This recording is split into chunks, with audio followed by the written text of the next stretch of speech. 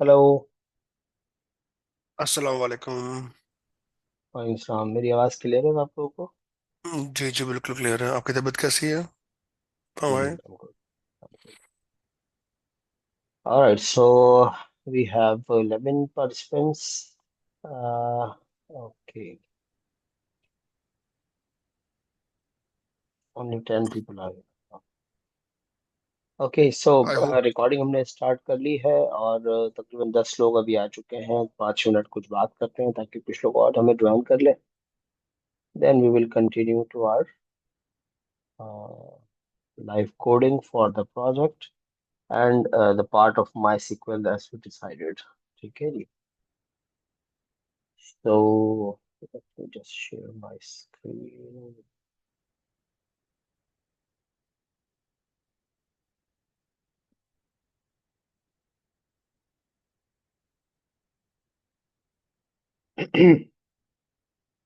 Okay जी।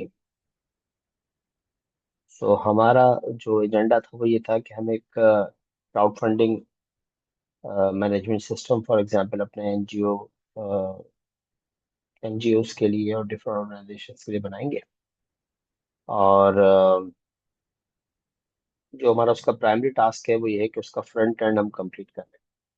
तो front end हमने बनाना with the APIs. तो एपीआई मैंने एक बना के रखी हुई है, जैसे कि आज हमारा पहला टास्क ये है कि एनजीओ जो है वो लॉग इन कर सकें और वो रजिस्टर कर सकें अपने न्यू अकाउंट्स के लिए। तो इसके अराउंड हम स्टोरी भी लिखेंगे और स्टोरी के बाद फिर उनके न्यू अकाउंट्स वाला काम आज हम कर लेंगे। ठीक है। एक टास्क हम इसमें से कर लेंगे तो हमारा जो है वो एमवीपी बनना शुरू हो जाएगा। दो चार नई बातें भी इसमें हम सीख लेंगे जो अब तक हमने रिएक्ट में नहीं पढ़ी हुई। ठीक है। और अच्छा, फिर इसी सॉफ्टवेयर का, ये जो सॉफ्टवेयर है इसके लिए मैंने जैसे कि एक डेटाबेस छोटा सा एक बनाया हुआ है। यहाँ पर ये एक डेटाबेस है हमारा। इसमें एक टेबल है यूजर्स का। ठीक है, जिसको अभी हम इस्तेमाल करेंगे इसको क्रिएट करने के लिए, जो हमारे एनजीओ की प्रोफाइल होंगे। ठीक है, उनका लॉगिन सिस्टम क्रिएट करने के लिए हम यहाँ पे एंट्री कर रहे हैं इसी एपीआई को यूज। इसी टेबल को कैसे बनाते हैं माइस्क्वेल के अंदर, डेटाबेस कैसे बनता है, टेबल कैसे बनता है, डेटा टाइप्स क्या होती है, और कुछ बेसिक बेसिक सी क्यूरीज आज हम पढ़ लेंगे इंशाल्लाह, ताकि हमें डेटाबेसेस बनाना भी आ जाए। ठीक। और उसका इम्प्लीमेंटेशन हम पहले कर लेंगे। मतलब ये एक लाइव डेटाबेस मेरा है जो कि हमारे एक वेब सर्वर पे रखा हुआ है और डिफरेंट सर्विसेज हम इसमें से इस्तेमाल कर रहे हैं।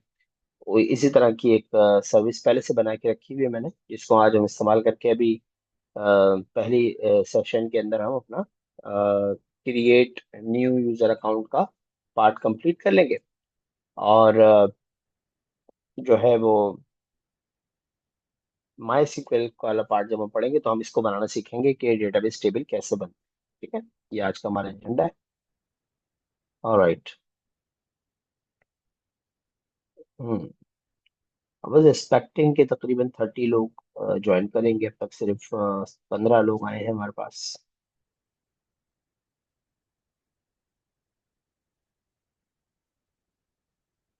ओके।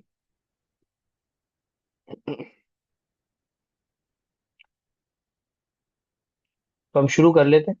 लेट्स से ये हमारे पास हमारा सॉफ्टवेयर है जिसके अंदर हमने ये मिनिमल जो है वो रिक्वायरमेंट रखी हुई है कि एमवीपी में हमें ये सब करना है।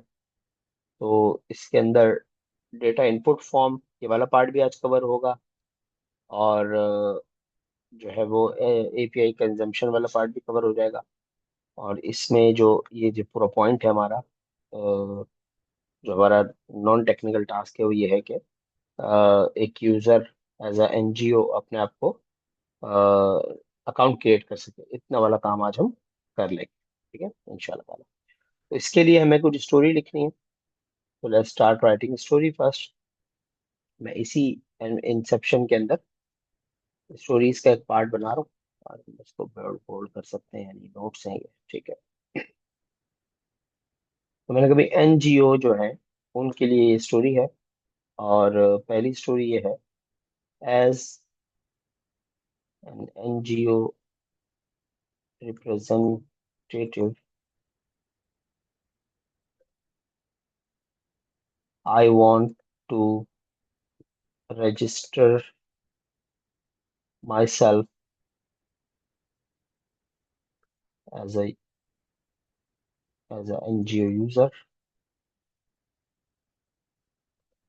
so that I can access my dashboard. ठीक है भाई। ये एक स्टोरी है जो हमने स्टोरी राइटिंग में सीखा था कि how would you right stories. तो देखिए ये एक स्टोरी है जो एक्सप्लेन कर रही है कि वो कौन सा बंदा होगा जो इस सिस्टम को यूज करेगा जो अभी हम बनाने वाले। वो क्या काम करना चाहता है, उसका एम क्या है, और उसके बाद उसको क्या हासिल होगा उस एम से। ठीक है, ये हमारा एक प्रॉपर टास्क है।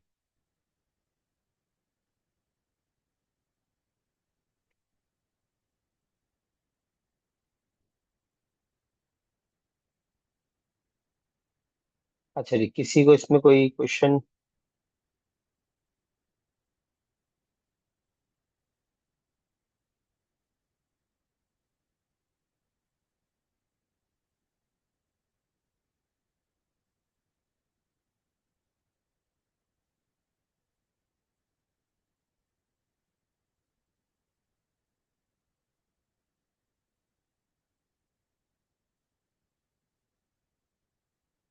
हेलो।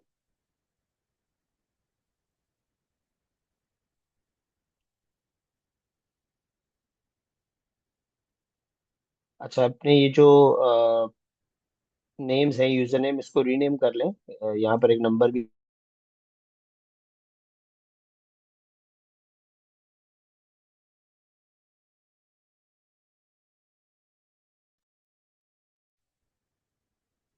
हेलो।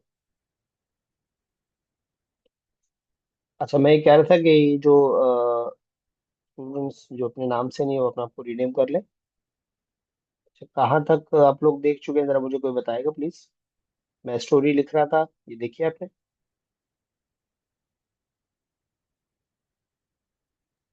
बस लास्ट स्टोरी लिख लेते हैं, वो वहां तक आया था बस। ठीक है। सो स्क्रीन मेरी शेयर्ड है, okay. So that's my story, right? सबकी एनर्जी इतनी डाउन एज लग रही है। सॉरी। सबकी एनर्जी इतनी डाउन लग रही है।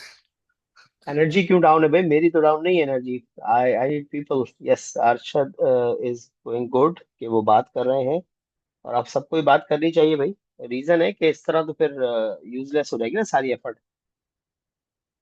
और अच्छा, चले थोड़ी सी डिस्कशन इस पे भी कर देता हूँ कि इस बार तो रमजान बड़ा मजे वाला है, मतलब मजे का गुजर रहा है रोजा। मैंने वो अल्लाह का शुक्र है, इस बार मौसम बहुत अच्छा है, लास्ट ईयर तो जी बहुत जी, खराब था। ऐसे ही। So everybody you have to be active. और अगर कोई मतलब किसी को कोई इशू है, कोई सवाल नहीं भी है, तो भी आपने मुझे यस नो जरूर कहना है। दो चार लोग ऐसे हो जो, अच्छा चले यहाँ पे कुछ कमेंट्स आना शुरू होगा, यस सर यस सर। अब तो सबका सब सब सुबह सलाम तो करें, उठे तो यौन तो करें। हाँ सर, कनेक्टेड हूँ, बच्चों के शोर की वजह से म्यूट है। Okay okay, done, no problem. Ali Iqbal साहब कह रहे हैं बच्चे शोर कर रहे हैं। हाँ इट्स ओके, बच्चे तो शोर करेंगे, उनका घर है भी। अच्छा जी। So this is just a story जो हमने लिख दी ताकि इसके अराउंड हम काम कर सके, ठीक है। तो जब भी हम एज अ डेवलपर मैं कभी बैठता हूँ, मैं किसी भी टीम का हिस्सा हूँ, तो मुझे स्टोरीज मिलती हैं, और हम स्टोरीज को फिर क्लिकअप के ऊपर लगा लेते हैं। तो लेट्स से हम जरा इसको ना क्लिकअप पे भी डाल देते हैं, ताकि एक प्रॉपर हमारा, जब ये एंड हम कर रहे हो तो हमें पता हो हमने क्या क्या टास्क किया था और कैसे कैसे किया, ठीक है।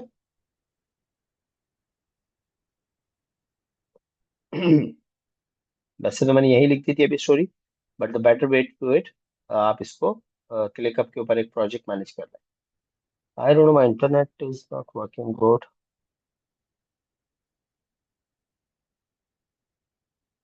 क्लिकअप की वेबसाइट ही नहीं खुल रही। चले, I manage it on the ClickUp. खैर, तो it's my story.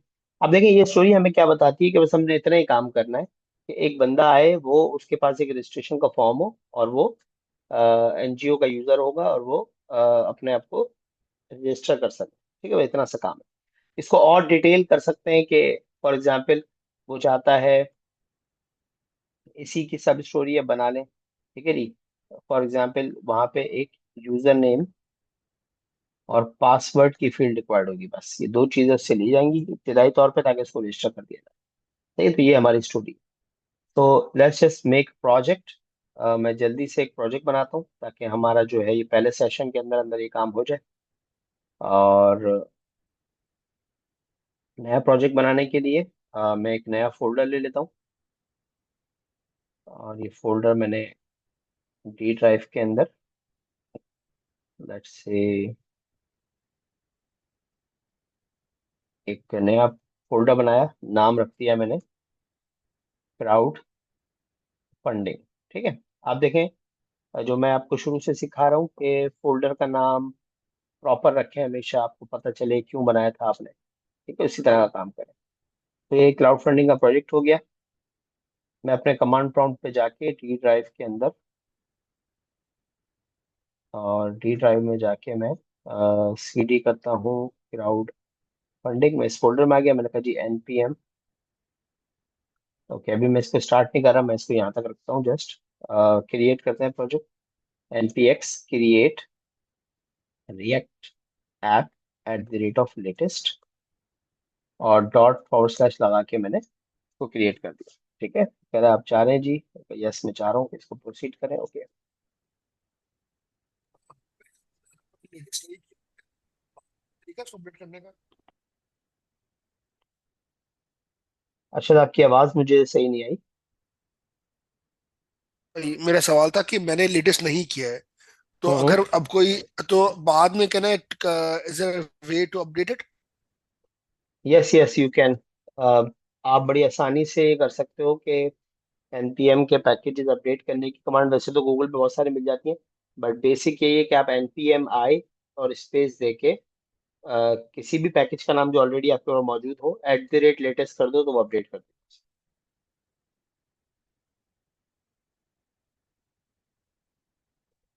Alright, so there is some issue.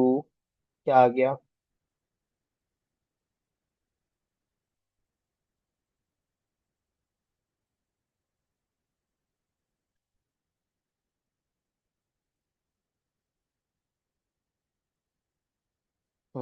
कोई इशू है?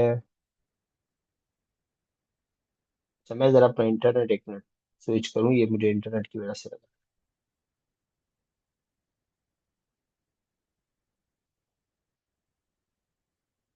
Let me just see.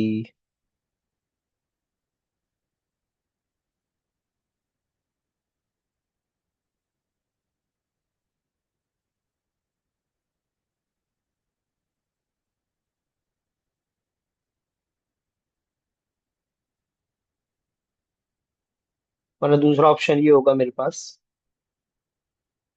कि मैं जो है वो किसी बने बनाए प्रोजेक्ट पे काम कर दूं ताकि हमारा टाइम वेस्ट ना हो।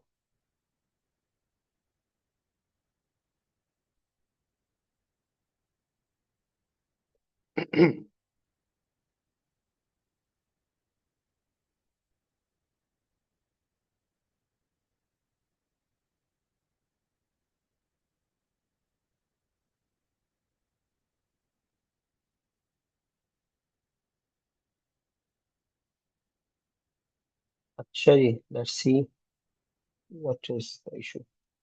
अब ये हमें प्रॉब्लम कर रहा है, कोई मसला नहीं, मैं एक काम करता हूँ।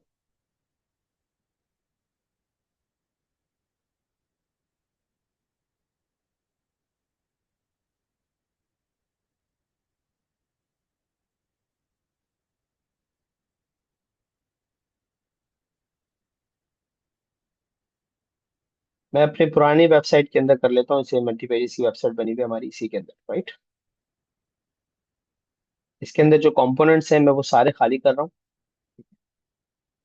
इसी मैं यहाँ गया और ये सारे कंपोनेंट्स इसके अंदर और हुक्स मैंने डिलीट कर दिए। ठीक है, इसी तरह ऐप जेएस के अंदर इसमें काफी सारा काम हुआ हुआ है, मैं वो भी खाली कर।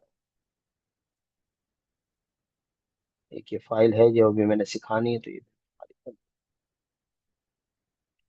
So we have a blank application. ठीक है जी। ओके, सो कमिंग बैक, ये मेरे पास टास्क है कि हमने एक ऐसा कुछ बनाना है, एक फॉर्म जहां से हम रजिस्टर कर सकते हैं, राइट। एक कंपोनेंट ऐसा चाहिए, बट दैट्स इट।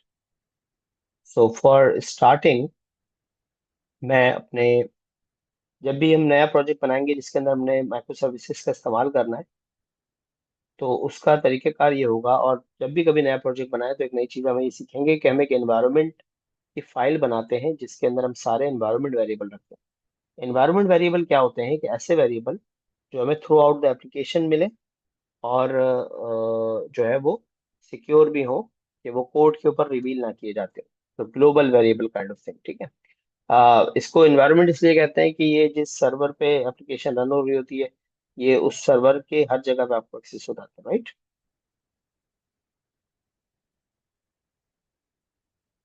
ओके।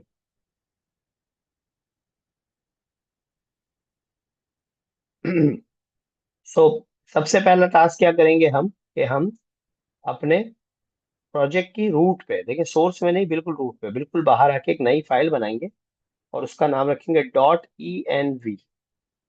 सही। ये हमारी एक फाइल होगी .env। env का मतलब होता है एनवायरनमेंट फाइल। सही। और इसके अंदर हम बनाते हैं एनवायरनमेंट वेरिएबल। एनवायरनमेंट वेरिएबल में हम नॉर्मली क्या रखते हैं, फॉर एग्जांपल ये जो हमारी एपीआईज होती हैं, ये सारी हमें डिफरेंट डिफरेंट लोकेशन से मिलती हैं। लेकिन आमतौर पे उन लोकेशंस का जो बेस यूआरएल होता है वो एक ही होता है। कि भाई मैं जैसे logicrec.com के अंदर अपनी सारी एपीआईज बना के आपको दे दूं, तो आप logicrec.com को यूज करेंगे, या कोई और सर्वर, या फिर कोई ऐसी की जो हमें बार बार पास करनी है, कोई यूजर नेम और पासवर्ड है जो हमें बार बार पास करना है, उसको हम एनवायरनमेंट के अंदर रख लेते हैं, फिर यूज कर लेते हैं पूरी एप्लीकेशन में जहां भी हमें जरूरत है। तो यहाँ वेरिएबल बनाने का तरीका ये होता है कि आप कैपिटल लिखेंगे रिएक्ट अंडरस्कोर ऐप। ये जरूरी है, ये हर एक वेरिएबल के नाम का प्रीफिक्स होगा। ठीक है। फिर अंडर स्कोर करके आप जो दिल चाहे इसका नाम फिर रखें। फॉर एग्जाम्पल रिएक्ट ऐप, मैंने कहा जी बेस अंडरस्कोर यूआरएल, ये मेरा बेस यूआरएल होगा, इक्वल टू करके यहाँ पर मैं अपनी एपीआई का जो बेस यूआरएल है वो दे देता हूँ। जैसे ये मेरी एपीआई का बेस यूआरएल है, ये यहाँ तक इसका बेस यूआरएल। ठीक है। जहाँ से मुझे अपनी सारी एपीआई मिलेंगी। सही है? इसी तरह अगर कोई और चीज रखनी है आपने ग्लोबली, फॉर एग्जांपल, एक एग्जांपल के तौर पे ले लेता हूँ कि भाई रिएक्ट ऐप के अंदर मुझे एक की रखनी है अपनी। सही है। तो फॉर एग्जांपल मेरी की है 2562 3 HH JI, ठीक है, SS 63 हैश डॉलर, जो भी है। इस तरह की कीज हमारे पास हमें जरूरत पड़ती है जब हम कोई, फॉर एग्जांपल, कोई पेमेंट गेटवे लगाएंगे, हम कोई ऐसी एप्लीकेशन इस्तेमाल करेंगे जिसमें कोई थर्ड पार्टी चीज हमें कहे कि यार आप इसको लॉग इन करके यूज कीजिएगा। तो हम ऐसी चीजें, कीज वगैरह हम सारी एनवायरमेंट वेरिएबल में रख लेते हैं, ताकि बार बार इनको यूज करना आसान हो। सबसे पहले तो जहां दिल चाहे हम इसको यूज करें, कंपोनेंट्स के अंदर, हुक्स के अंदर। दूसरा फायदा ये कि जब चेंज करना होगा, मतलब अगर कभी मेरा ये सर्वर चेंज हो जाता है जहाँ से मुझे एपीआई मिल रही थी, अब उनका ये डोमेन चेंज हो जाता है या उनकी आईपी चेंज हो जाती है, तो मुझे पूरे कोड में जगह जगह जाके उसको चेंज नहीं करना, बल्कि सिर्फ इस एनवायरनमेंट वेरिएबल में भी चेंज करूंगा, और फिर हर जगह वो ठीक चलेगा। राइट। तो डिक्लेयर करना एनवायरनमेंट वेरिएबल की फाइल रूट फोल्डर में, मतलब जो हमारा सबसे पहला फोल्डर होगा उस लेवल पे, रूट पे आपने .env करके इसको डिक्लेयर करना है। और उसके बाद इसके अंदर सारे वेरिएबल एक एक लाइन में बनाने हैं। वेरिएबल बनाने का तरीका ये है कि कैपिटल केस में इसको लिखेंगे react app, react underscore app, और फिर उसके आगे अंडरस्कोर लगा के जो भी आपने नाम रखना है अपने वेरिएबल का, और इक्वल टू करके उसकी वैल्यू बगैर किसी कोटेशन। किसी का कोई सवाल है यहाँ पर? कोई ऐसी चीज जो नहीं समझ आई हो इसमें? साकिब, तलहा, कहा।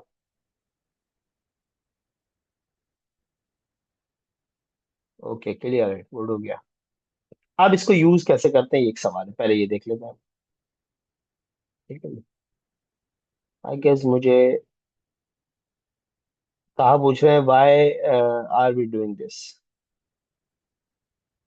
इससे होगा क्या? अच्छा देखिए, मैंने अभी थोड़ी देर पहले बताया कि जब आप एनवायरनमेंट वेरिएबल के अंदर कोई वेरिएबल डिक्लेयर कर लेते हैं, तो पहला फायदा तो ये होता है कि ये हर जगह एक्सेस हो सकता है अब आपकी एप्लीकेशन के। ठीक है। एक जगह डिक्लेयर कर लिया, अब आप इसको पूरी एप्लीकेशन में कहीं भी इस्तेमाल करें। पहला बेनिफिट तो ये हो गया। ठीक है। दूसरा बेनिफिट ये है कि ये जब आपने लिख लिया तो आपके सोर्स कोड में कभी ये वैल्यूज नहीं लिखी हुई होंगी डायरेक्ट। ठीक है। ये जो वैल्यू है ये डायरेक्ट सोर्स कोड में लिखी हुई नहीं होगी, बल्कि वेरिएबल का नाम होगा।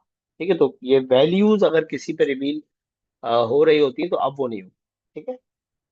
तीसरा फायदा ये कि अब जब कभी चेंज करने की जरूरत पड़े, मतलब अगर हम कभी चेंज करें इसकी वैल्यू, फॉर एग्जांपल ये हमारा सर्वर चेंज हो जाता है, तो हमने अगर ये एपीआई 15 जगह यूज की हुई होगी, इसके आगे की जो एपीआई इसके यूआरएल होंगे, तो अब सर्वर चेंज हो गया तो 15 जगहों पे जाके कोड खोल के आपको एपीआई चेंज करने की जरूरत नहीं है, बल्कि आप यहाँ पे बेस यूआरएल चेंज कर देंगे और आपकी एपीआई चलना शुरू कर देंगे। ठीक है।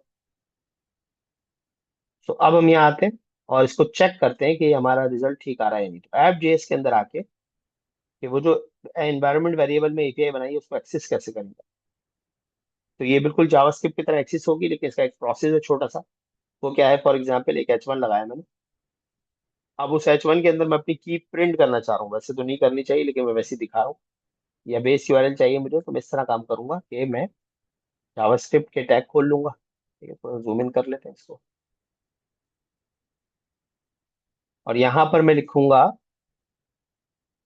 एनवायरमेंट,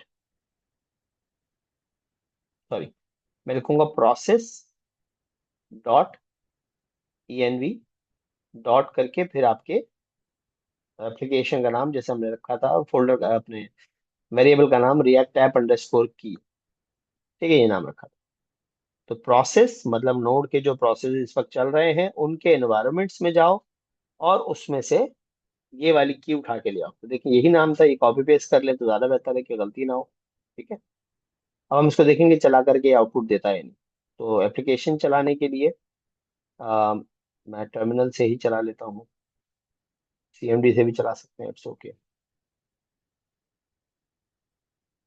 ओके जी, आई एम हियर। मैंने कहा npm स्टार्ट।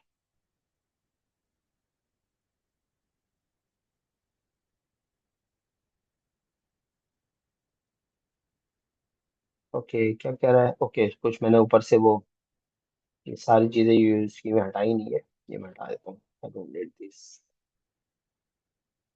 ठीक है। तो देखें ये मेरी वो एनवायरनमेंट वेरिएबल वाली की यहाँ उठ के आ गई। इसी तरह अगर बेस यूआरएल चाहिए तो मैं यहाँ वेरिएबल का नाम दे दूंगा बेस अंडरस्कोर यूआरएल। तो ये बेस यूआरएल आ गई। ठीक है। अब इसका फायदा क्या है वो अभी थोड़ी देर में हमें नजर आएगा कि जो हम अपने प्रोजेक्ट के अंदर, प्रोजेक्ट को रोक देता हूँ यहाँ पर। तो अपने प्रोजेक्ट के अंदर जब हम मल्टीपल टाइम कोई एपीआई यूज कर रहे होंगे, कोई कॉल्स दे रहे होंगे, तो हमें बार बार पूरे पूरे यूआरएल नहीं लिखने, हम बेस यूआरएल अपना यही यूज कर लेंगे, एनवायरनमेंट वेरिएबल वाला, और आगे बस थोड़ा सा चेंज किया करेंगे। तो now let's just create a component जो हमें ये काम करके दे कि वो लॉगिन यूजर क्रिएट हो रहा है। इसका क्या तरीका है कि हम सबसे पहले अपने फोल्डर में जाके सोर्स के अंदर एक नया फोल्डर बनाते हैं कंपोनेंट्स के नाम का। ठीक है।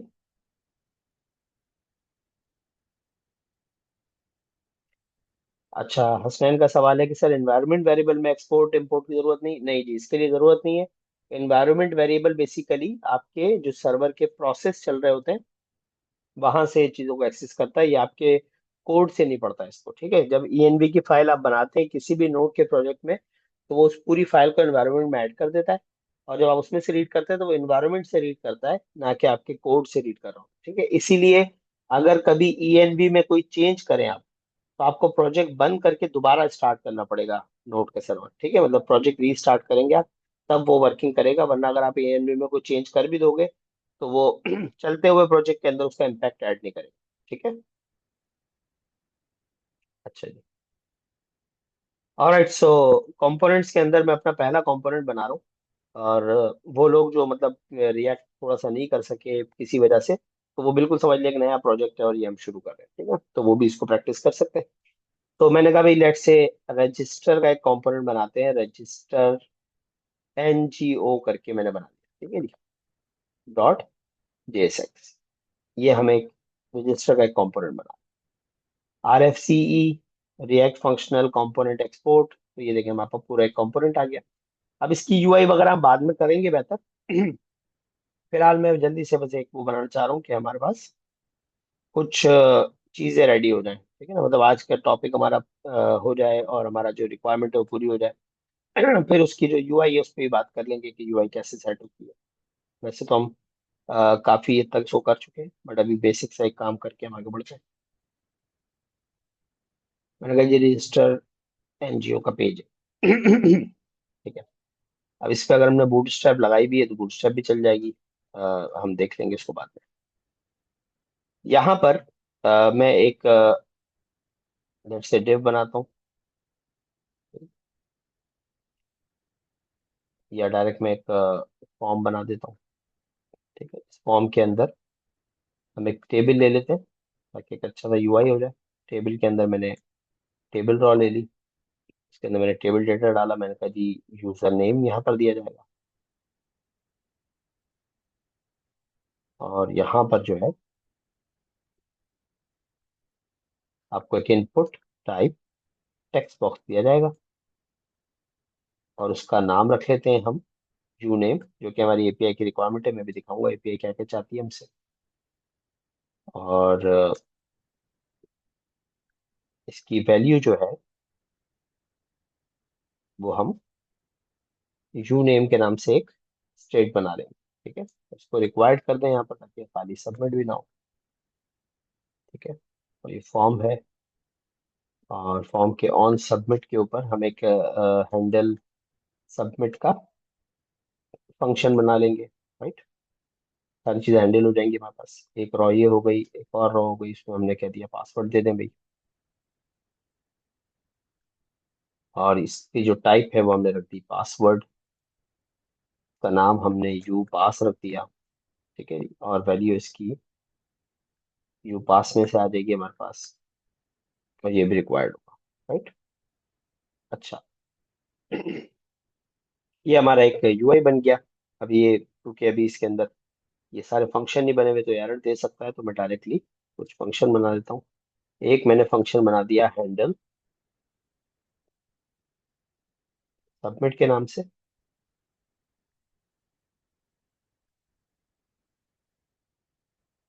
ठीक है, जो कि एक इवेंट को पकड़ेगा जिसने भी इसको रेस किया होगा, और फिर उस इवेंट का प्री इवेंट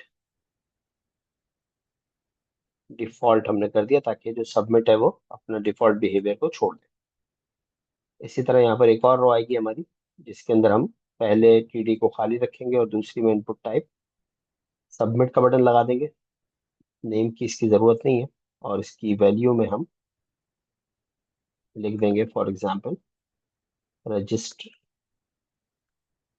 ठीक है, ये हमारा एक फॉर्म बन गया। ठीक है, हमें दो ही स्टेट बनानी है तो हम दो अलग अलग स्टेट बना लें, ये चाहे तो एक ऑब्जेक्ट बना लें, तो आपकी मर्जी होती है। मैं यहाँ पर एक स्टेट बना रहा हूँ constant U name set U name equal to use state. ठीक है जी, तो ये हुक आ गया ऊपर, जो कि यू नेम बाय डिफॉल्ट खाली है। इसी तरह मैंने कॉपी किया, एक और स्टेट बना ली यू पास के नाम से, और उसको कर दिया सेट यू पास। ठीक है जी, तो ये दोनों मेरे कंट्रोल सेट हो गए। अब इनके ऑन की अब पे इनकी वैल्यूज पास करनी है, तो मैंने यहाँ ऑन चेंज के ऊपर इवेंट दे दिया for example handle you name का। इसी तरह एक और मैंने फंक्शन बना दिया ऑन चेंज के ऊपर हैंडल यू पास के नाम से। तो हम इसके लिए भी दो फंक्शन बना लेते हैं जो इन चीजों को सेट करें। तो मैंने कहा ये एक फंक्शन है handle you name.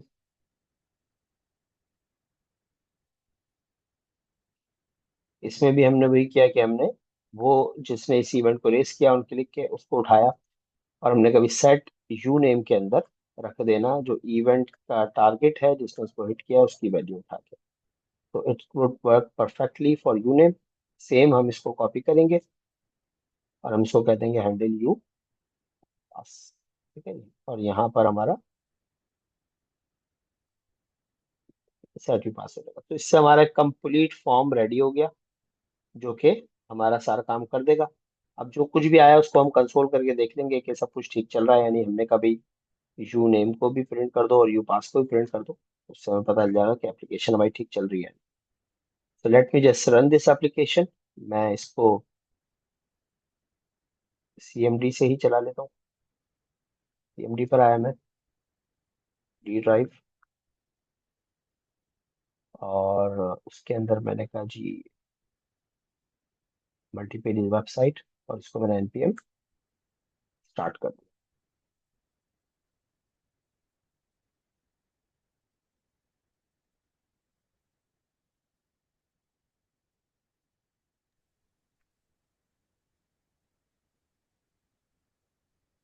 Okay. Sir app dot GS में आपने शायद कॉल नहीं किया है कंपोनेंट को। ओके, ऐप.js में कॉल कर देते हैं इसको। Very good. हमने कभी रजिस्टर एनजीओ का कंपोनेंट कॉल करें, सेव किया, तो ये देखें परफेक्ट हमारे पास एक कंपोनेंट आ गया, राइट। अब इसके यू नेम और यू पास के जो कॉमन नेम है मेरे, वो इसलिए ब्राउजर इसको दिखा रहा है कि ये ऑलरेडी हमें तो पता है। तो बहरहाल मैं इसमें लिख के देखता हूँ, तो देखें बिल्कुल सही लिख रहा है। मैं यहाँ पर 1 2 3 लिख देता हूँ, ये भी सही लिख रहा है। कंसोल करके देखते हैं कि हैंडल ठीक हुआ या नहीं। रजिस्टर किया तो उसने, ये देखें हैंडल भी सही कर दिया, ठीक है जी। ओके। एक एरर यहाँ आपको नजर आ रहा होगा कि HTML में वो कह रहा है भाई टी आर चाइल्ड नहीं हो सकता डायरेक्ट टेबल का, इसको टी बॉडी में होना चाहिए।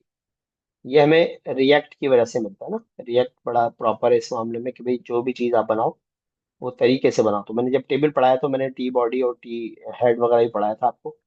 अगर इसको आप टी बॉडी में रख दोगे तो वो कहेगा हाँ बस अब ठीक है, ये टेबल का चाइल्ड नहीं है, अब ये टी बॉडी का चाइल्ड, ठीक है। तो अगर आप इसको आप रिकॉल करोगे तो वो एरर नहीं देगा, ठीक है। और अगर हम इसको चलाते हैं तो देखो दोनों चीजें सही इसको मिल रही हैं, जो भी इसमें लिखा हुआ है। तो हमारा फॉर्म तो ठीक हो गया। ठीक है, अब आती है बात एपीआई कंज्यूम करके इसको रजिस्टर करने की, कि ये जो बंदा है हमारा रजिस्टर हुआ है।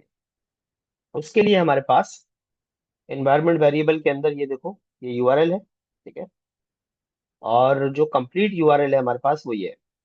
मैंने इसको नोट किया था कि इस यूआरएल पे न्यू एनजीओ डॉट php इसको हिट करेंगे हम। और दो हम कीज इसको देंगे यहाँ पर। अगर मैं अपना वो सोर्स कोड देख लूँ, आई गेस मैंने बंद कर दिया था। ओके, इसका एक्सेस नहीं होगा, बट मुझे याद है यूनेम और पासवर्ड ही था, तो मैं भेज देता हूँ, पता नहीं। ठीक। तो अब इसको यहाँ रजिस्टर करने के लिए हम एक काम करने लगे हैं कि भाई हैंडल सबमिट के अंदर एपीआई कंज्यूम करेंगे हम। ठीक है, एपीआई कंज्यूम करने के लिए हमें पता है हम यूज करते थे पोस्ट का मेथड, ठीक है जी। अ, अब उसमें दो तरीके हमने पढ़े थे। हम एक हमने एक्सियोस वाला पढ़ा था, और एक हमने फैच वाला पढ़ा था। फैच वाला जरा लंबा प्रोसेस था, मुश्किल था। एक्सियोस वाला आसान है। तो अगर मेरे प्रोजेक्ट में एक्सियोस इंस्टॉल है तब तो ठीक है, मैं पैकेजेशन में आके देखता हूँ एक्सियोस हमने इंस्टॉल की हुई है, ठीक है। अगर किसी के पास नहीं हो तो वो क्या कर सकता है, वो यहाँ पे मैं नोट पैड पे लिख देता हूँ, उसको नोट कर ले। वो अपने प्रोजेक्ट में आके लिखेगा npm इंस्टॉल एक्सियोस @latest करके इंस्टॉल कर ले, तो एक्सियोस आपको इंस्टॉल हो जाएगा। ठीक है, ये नजर आ रहा है। एक्सियोस इंस्टॉल कर ले तो एक्सियोस की लाइब्रेरी आपका ये वाला कोड आसान कर देती है आपके लिए, कि आप देखो यहाँ इंस्टॉल है मेरे पास, यहाँ नजर आ रहा है एक्सियोस इंस्टॉल। आप एपीआई की कॉल आसानी से दे सकते हो। कैसे देंगे, हम कहेंगे भी एक्सियोस, और इसके अंदर आप इस तरह से एक जगह बना लो, इसमें आप लिखो मेथड, और मेथड की वैल्यू दे दो पोस्ट कॉमा यूआरएल। यूआरएल की वैल्यू अब हम जो है वो ये पूरी नहीं लिखेंगे, बल्कि हम एनवायरनमेंट से यूआरएल निकालेंगे। मैं कहूंगा भाई प्रोसेस, देखें ये बता रहा है कि ये प्रोसेस नोड जेएस का है प्रोसेस, ठीक है। जो भी उस वक्त प्रोसेस चल रहा होगा उसमें से वो env की फाइल को ढूंढेगा, और उसके अंदर से वो ये वाला यूआरएल ढूंढेगा, रिएक्ट ऐप अंडरस्कोर यूआरएल जो हमने लगाया, ठीक है। ये पूरा उठ के आ गया, सही नहीं, ये आपका यूआरएल बनना शुरू हो गया। प्लस आपने उसके साथ लगा दिया, देखो ये हमारा पूरा यूआरएल है, इसमें / भी है। और प्लस जो हमारा यूआरएल की रिक्वेस्ट है वो क्या है, वो है ये कि भाई न्यू एनजीओ डॉट php, ये वाली एपीआई कंज्यूम करनी है। तो मैं अपने कोड में आया वापस, कह न्यू एनजीओ डॉट php। यहाँ पे मेरे पास यूआरएल हिट होगा ये वाला, और डेटा में जो चीज जाएगी वो है ये। डेटा में जाएगा एक यूनेम की, उसकी वैल्यू हमारा यूनेम होगा, ठीक है। इसी तरह एक की जाएगी यू पास की, जिसकी वैल्यू हमारा यू पास होगा। ये जो यहाँ पर हमारे कांस्टेंट डिक्लेयर हुए, ठीक है, यही जाएंगे वहां। डन हो गया। तो इस तरह से हमारी हिट लग जाएगी। डॉट देन करके मैंने कहा भी जो भी रिस्पॉन्स आया है